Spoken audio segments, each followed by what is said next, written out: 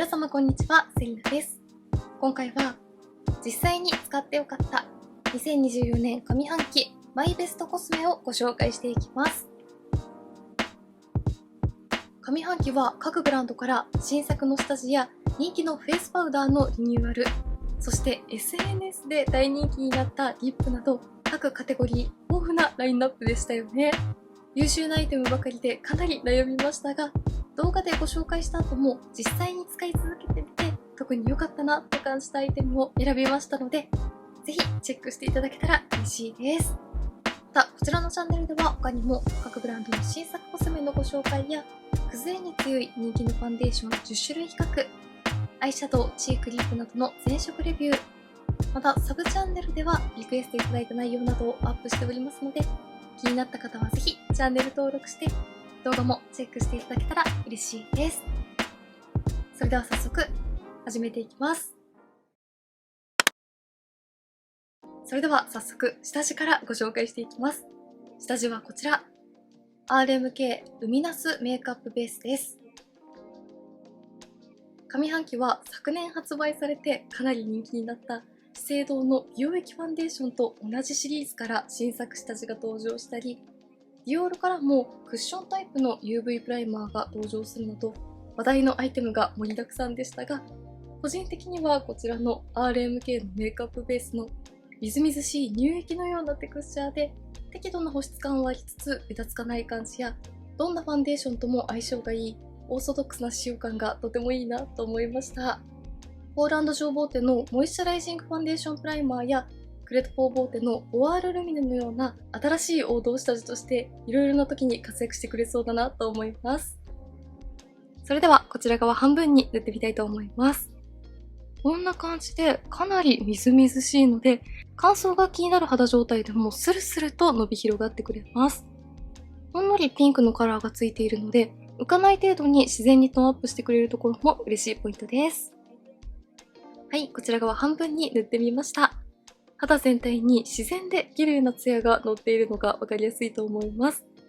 ほんのりとピンクのカラーでトーンアップしてくれますが、首から浮いてしまうこともないので、肌の色問わず使いやすいと思います。こちらの下地は人気のファンデーション10種類比較の際にも使用しましたが、どのファンデーションとも本当に相性が良かったので、下地選びに迷われた時にはぜひ一度チェックしていただきたいアイテムです。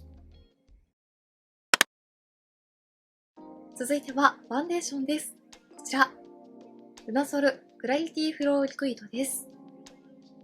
上半期に発売されたファンデーションはランコムのタンイドル、そして大注目だったプラダビューティー、そして最新作のボビー・ブラウンのクッションファンデーションなど、比較的ツヤが抑えめでサーダっぽい印象のものが多かったですが、その中でもこちらのルナソルのファンデーションはマットすぎずツヤすぎずな質感がとても今っぽいなと思ったのと、適度な保湿感はあるのに汗や皮脂崩れにかなり強かったところが特にお気に入りのポイントです。絶対にメイクを崩したくないときは特に使用するアイテムです。現在顔全体に RMK の下地を塗ってある状態なので、こちら側半分にファンデーションを塗ってみます。ルナソルのファンデーションは比較的オイルっぽかったりみずみずしいテクスチャーのものが多いですが、こちらのファンデーションはこんな感じで自然に肌にピタッと密着するようなテクスチャーです。それでも程よい保湿感があるので、肌タイプ問わずに使いやすいと思います。一塗りでもこんな感じで、ある程度の赤みや色ムラをカバーしてくれるような自然なカバー力も得られます。はい、こちら側半分にファンデーションを塗ってみました。下地のみの方と比較をしても、ファンデーションを塗った感や厚塗り感はないですが、近くで見てもこんな感じで、気になるニキビ跡などの赤みや色ムラなどを綺麗にカバーして、毛穴もフラットに整えてくれています。そして少し距離があるとより分かりやすいと思いますが、ツヤツヤしすぎず、でもマットすぎない自然なつるんとしたツヤがとても今っぽくて綺麗ですよね。適度なカバー力はありつつも厚塗り感が出ない自然なサーダっぽい仕上がりで、さらに崩れに強いファンデーションを探しているという方に特におすすめです。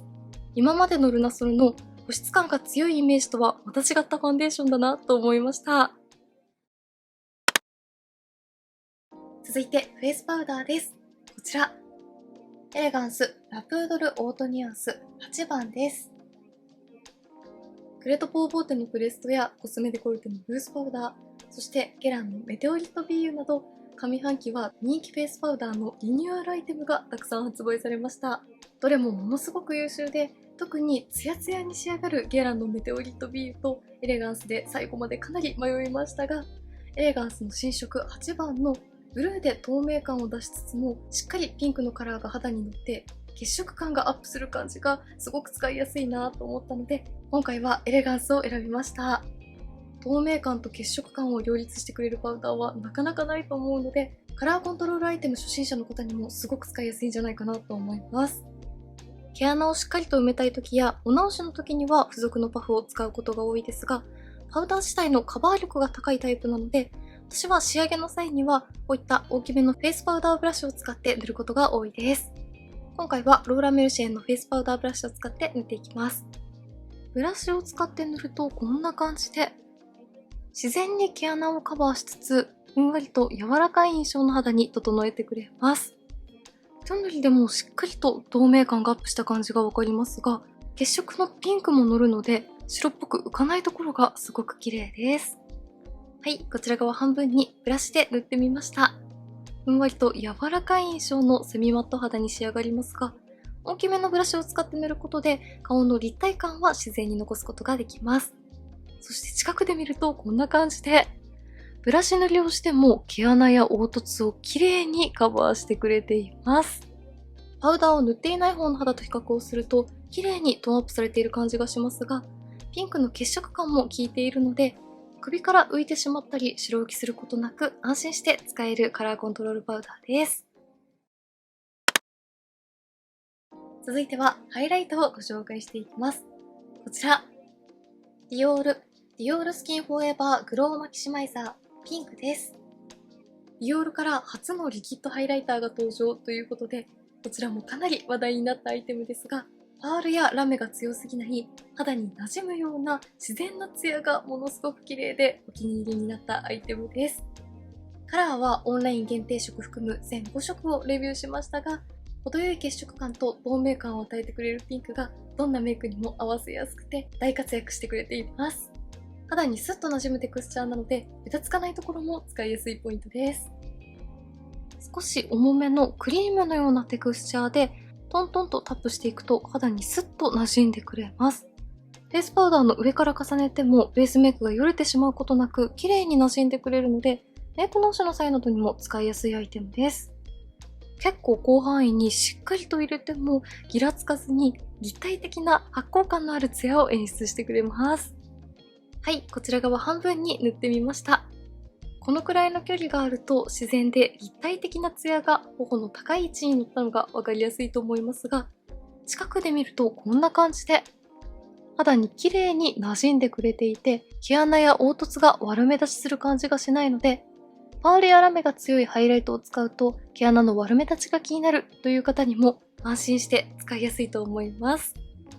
肌に馴染んだ後は表面がサラサラに仕上がるタイプなので、マスクメイクの時にも大活躍してくれます。続いてのアイテムはこちら、エレガンスカールアメイジングマスカラです。ダマにならずに綺麗にセパレートをして、さらにカールキープ力があって下まぶたに落ちないマスカラを探していたところ、こちらの新作マスカラはこれ1本で綺麗なセパレートはもちろん、マスカラ下地なしで過ごしてもカールキープ力が持続してくれて、さらにウォータープルーフで汗崩れに強いのはもちろん、皮脂や擦れにも強くて、下まぶたに塗ってもファンダメにならないところがものすごく優秀で、2月に初めて購入してからすでにリピートをしているアイテムです。今までは自然なセパレートとカールキープ、そして下まぶたに滲むのを防止するのに3つのマスカラを組み合わせてまつげメイクを完成させていましたが、このマスカラに切り替えてからは1本だけで過ごすことができています。上半期に購入したアイテムの中でも特に一番買ってよかったなと思ったアイテムです。普段はマスカラベースなどは塗らずにアイラッシュカラーで先にまつげをカールさせておいて、そのまま上下のまつげに塗っています。こんな感じでアイラッシュカーラーでカールさせたまつげを綺麗にセパレートしながらロックしてくれて、一日中綺麗なカールをキープしてくれます。私はかなり下まぶたにマスカラがにじみやすいタイプですが、このマスカラは全然にじみが気にならないです。はい、こちら側の上下のまつげに塗ってみました。近くで見てもこんな感じで、綺麗にセパレートしたまま程よく長さを出してくれて、この綺麗なカールが長時間キープされます。ボリュームタイプというよりも自然なセパレート感や長さが欲しい方に特におすすめです。続いてはアイシャドウパレットをご紹介していきます。こちら、RMK シンクロマティックアイシャドウパレット08エンチャンティングです。今期は各ブランドからこういったピンクやパープル系のニュアンスのアイシャドウパレットがたくさん発売されましたよね。どのブランドのニュアンスもとても可愛かったですが、個人的には RMK の08番のくすみ感が強く、大人っぽいピンクパープルが特に素敵だなと感じました。手に出してみるとこんな感じで、レッド寄りの明るめのピンクからグレイッシュなパープルまで楽しめるところがこのパレットの魅力です。ツヤの質感などもとても綺麗ですよね。ではパレット全色を使ったメイクをご紹介していきます。まず左下のカラーを3のアイシャドウブラシにとってアイホール全体にのせていきます。こちらはグレイッシュなパープル系のシメ色ですが、微細なラメが効いているので、大きめのブラシを使うとこんな感じでアイホール全体にベースカラーとしても使うことができます。このカラーをベースに引いておくとかなり大人っぽくて深みのある目元を作れておすすめです。中に入っている微細な多色ラメがものすごく綺麗ですよね。続いて右上のカラーを指に取って上まぶたの目を開けた時にカラーが見える位置までのせていきます。シメ色をベースに塗っていることでこちらのピンクのカラーにより深みが増していきます。続いて左上のカラーをディオールのバックステージアイシャドウブラシ S に取って下まぶた全体にのせていきます。最後に右下のカラーを指に取って上まぶたの黒目の中心にのせていきます。贅沢なラメを楽しみたい方におすすめなカラーです。はい、こんな感じで RMK のアイシャドウパレット全色を使ったメイクが完成しました。深みのあるカラーにも多色のラメが効いていたり、上からアクセントで重ねたカラーも大粒のラメ質感だったりと、全体的にダークなニュアンスのアイシャドウですが、質感で軽やかさを演出することができます。トレンド感は出しつつ目元にしっかりと深みが欲しいという方や、大粒のラメを楽しみたいという方におすすめです。引きで見るとこんな感じです。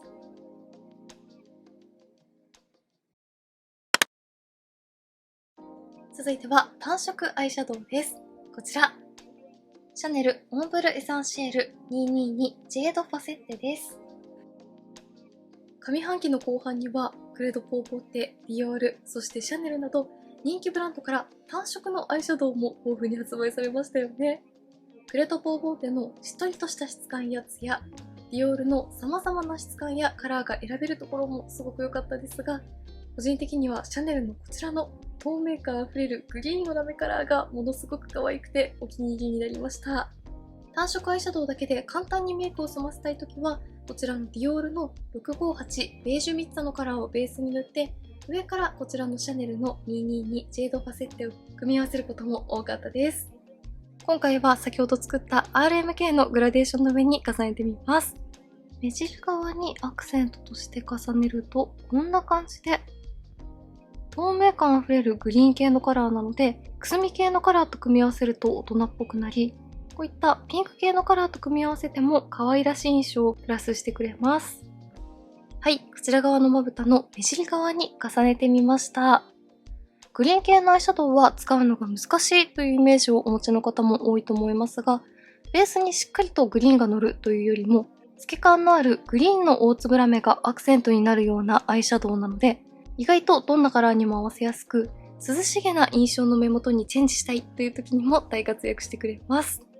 単色塗りでももちろん可愛いですが、他のアイシャドウと組み合わせるといろいろな楽しみ方ができるアイテムです。続いてはチークです。こちら、ジルスチャートビューティーパステルペタルブラッシュ05ミューテッドダリアです。ジル・スチュアートのこちらのチークはなんといっても粉質がかなり優秀で、チークなのに毛穴レスに仕上がるフェイスパウダーを塗った時のような毛穴カバー効果を感じることができました。毛穴が目立ちにくいと感じたチークは今までも何種類かありましたが、毛穴がカバーされていると感じたチークはこちらが初めてだったので、ものすごくお気に入りのアイテムです。ニュアンスチェンジとして使えるパープルの03も好きですが、いろいろなメイクに組み合わせやすく、よく手が伸びるのは05番です。チークブラシを使って塗るとこんな感じで、発色はかなりナチュラルですが、毛穴が綺麗にカバーされたのが分かりやすいと思います。本当に粉質が優秀なチークです。はい、こちら側半分に塗ってみました。何度か塗り重ねても発色はかなりナチュラルで肌なじみがいいので、チークのカラー調整が苦手という方にもおすすめです。そして近くで見るとより分かりやすいですが、こんな感じで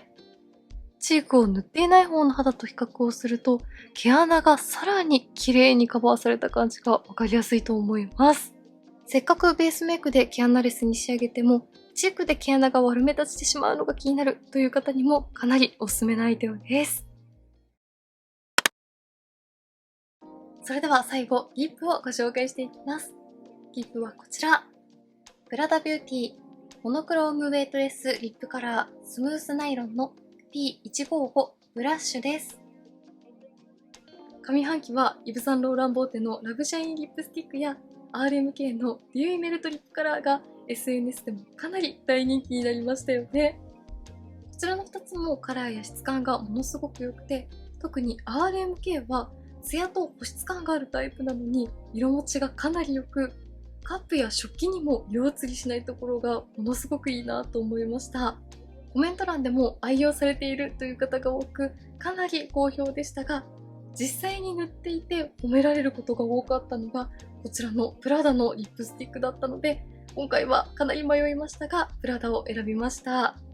私は普段こういった明るめの青み系のリップはあまり手が伸びないですが、このリップは肌なじみがものすごく良くて、特に目元に深みのあるくすみカラーを持ってきた時にこのリップを塗るとすごくいいアクセントとして顔全体をまとめてくれることが多かったので、この上半期に大活躍してくれました。唇にのせてみるとこんな感じです。このリップを塗るだけで一気に顔色がパッと明るくなりますよね。質感は程よいツヤも感じるような軽やかなセミマットで、色持ちもかなりいいタイプなので、メイク直しができない時にも大活躍してくれます。購入した時はあまり得意なカラーではないかなと思いましたが、使っていくうちにすごく良さを感じたアイテムでした。はい、ではこんな感じで実際に使ってよかった2024年上半期のマイベストコスメをご紹介していきました。上半期もたくさんの魅力的なコスメが発売されましたが、ぜひ皆様の2024年上半期マイベストコスメもコメント欄で教えていただけたら嬉しいです。メイクについてのご質問やこんな動画が見たいなどございましたら、気軽にコメントやチャンネル登録していただけると嬉しいです。それでは最後までありがとうございました。